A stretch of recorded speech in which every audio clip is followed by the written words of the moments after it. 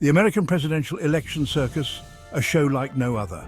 It's a spectacle that captures the attention of millions, both within the country and around the globe. America, the land of the free, home of the brave, a place where dreams are made and history is written. And let's be honest, host to the wildest, most unpredictable, most bafflingly entertaining presidential elections on Earth. It's a roller coaster ride of emotions, filled with twists and turns that no one sees coming. Forget your reality TV, folks. This is the ultimate reality show, where the stakes are real and the outcomes can change the course of history. This is where the real drama unfolds, every 4 years, with stakes higher than any singing competition or cooking show. The tension is palpable, the excitement is electric, and the consequences are monumental. We're talking about the leader of the free world here, the big cheese, the person who will hold one of the most powerful positions on the planet, the one with the nuclear codes, the one who can make decisions that affect not just the nation, but the entire world. And the journey to get there? Well, it's a doozy. It's a marathon of debates, rallies, and endless handshakes. Imagine a cross between a beauty pageant, a political debate, and a monster truck rally. It's a blend of glamour, intellect, and sheer spectacle. Throw in some questionable fashion choices, awkward baby-kissing photos, and enough attack ads to make you want to swear off television forever. It's a mix of the absurd and the serious, the ridiculous and the profound. Now you're starting to get the picture. But it's not all bad. Beneath the chaos and the noise, there's something truly inspiring. Beneath the surface of this chaotic circus lies something truly remarkable.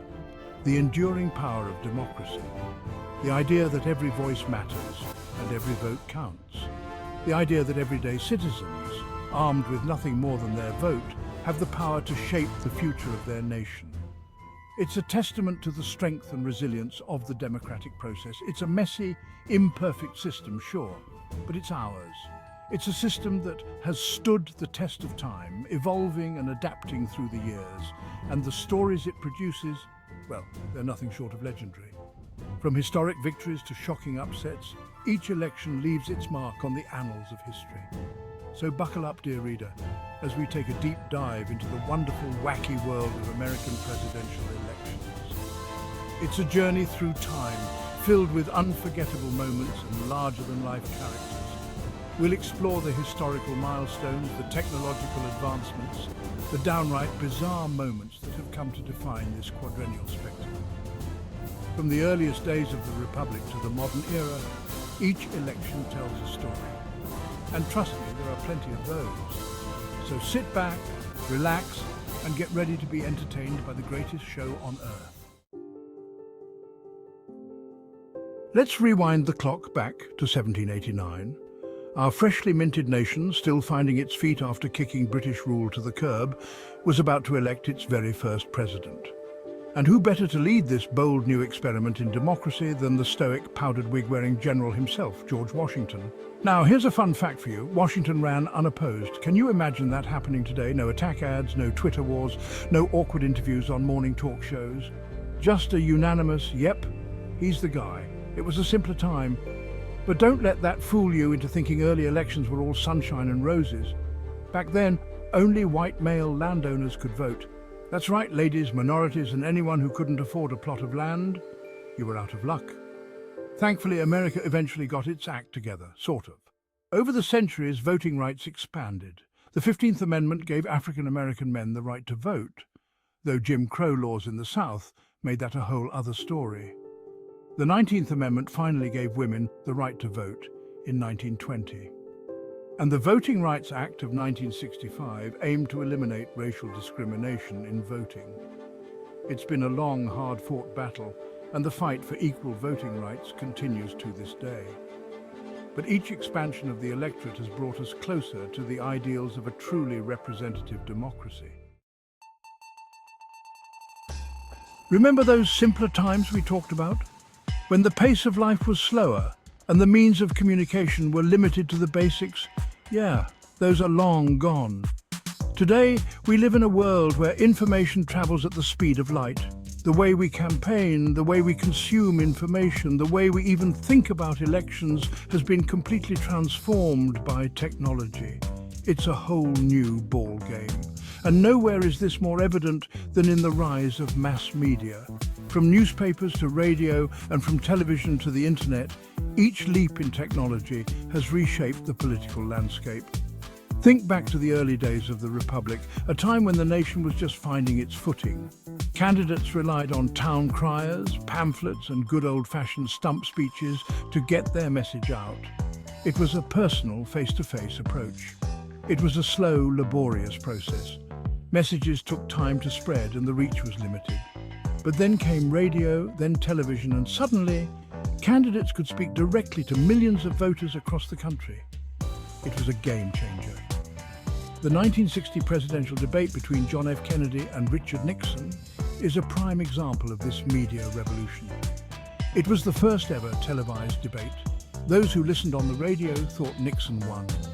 His arguments were solid, and his experience showed. But those who watched on TV, they saw a different story unfold. They were captivated by Kennedy's youthful charisma, while Nixon, sweaty and pale, looked like he'd rather be anywhere else. The lesson? Image matters, and in politics, perception can be everything. And in the age of television, it mattered more than ever. The visual medium brought a new dimension to political communication. Fast forward to today, and the media landscape has become even more fragmented and fast-paced. We are bombarded with information from every direction. The internet, social media, 24/7 news cycles, it's a constant barrage of information, misinformation, and everything in between. The sheer volume can be overwhelming. Candidates are now expected to be master communicators across multiple platforms, tweeting witty comebacks, crafting viral videos, and engaging with voters in real time. It's a full-time job.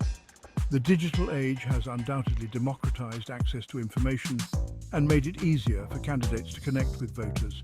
It's a double-edged sword, but it's also created new challenges, from the spread of fake news to the ever-growing influence of big tech. Navigating this landscape requires skill and vigilance, one thing's for sure. In the world of American elections, the only constant is change. And as technology continues to evolve, so too will the ways we engage with our democracy. Section 4, the Electoral College, America's voting puzzle. Let's talk about the elephant in the room, or perhaps more accurately, the donkey and the elephant in the room, the Electoral College. This unique system has been a fundamental part of American democracy since the country's inception. This system, enshrined in the US Constitution, is the source of endless debate, confusion, and the occasional existential crisis for anyone trying to understand how the heck a candidate can win the popular vote but lose the election. It's a complex mechanism that has puzzled many and sparked countless discussions over the years. Here's the gist. When Americans cast their ballots for president, they're not actually voting directly for the candidate. Instead, they are participating in a process that involves multiple layers and steps. They're voting for a slate of electors who will then cast their votes in the Electoral College. These electors are chosen by the political parties and are expected to vote for their party's candidate. Each state gets a certain number of electors based on its population, and in most states, it's a winner-take-all system. This means that the candidate who wins the majority of votes in a state secures all of that state's electoral votes. This means that even if a candidate wins a state by a tiny margin, they get all of its electoral votes. This winner-take-all approach can lead to significant disparities between the popular vote and the electoral vote. Now, in theory, this system was designed to ensure that all states, not just those with large populations, have a say in choosing the president. The idea was to balance the influence of populous states with that of smaller ones. But in practice, it's created a situation where a candidate can win the presidency without winning the popular vote. This discrepancy has led to widespread debate and calls for reform. This has happened 5 times in US history, most recently in 2016, when Hillary Clinton won nearly 3 million more votes than Donald Trump, but lost the election. The 2016 election reignited discussions about the fairness and relevance of the Electoral College. The Electoral College is a controversial topic, to say the least. It has been the subject of numerous protests, debates and legal challenges.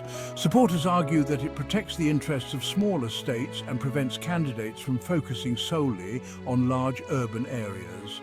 They believe it ensures a more balanced and representative election process. Critics argue that it's undemocratic, outdated and undermines the principle of one person, one vote. They contend that it gives disproportionate power to certain states and can distort the true will of the people. Whether you love it or hate it, the Electoral College remains a cornerstone of the American electoral system. Its future, however, remains a topic of heated debate and potential change, and as long as it exists, it will continue to spark debate, controversy, and the occasional head-scratching moment. The Electoral College is a testament to the complexity and uniqueness of American democracy. Section 5. Record turnouts and presidential trivia, the numbers game.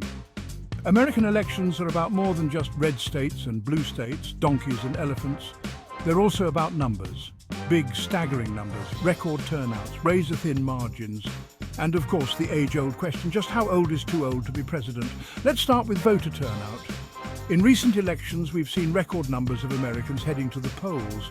The 2020 election, for example, saw the highest voter turnout in over a century, with over 159 million Americans casting their ballots. That's a whole lot of democracy in action. And speaking of numbers, let's delve into some presidential trivia, shall we? Did you know that the youngest person to assume the presidency was Theodore Roosevelt, who was just 42 years old when he took office after the assassination of William McKinley? On the flip side, the oldest person to be elected president was Joe Biden, who was 78 years old on Inauguration Day.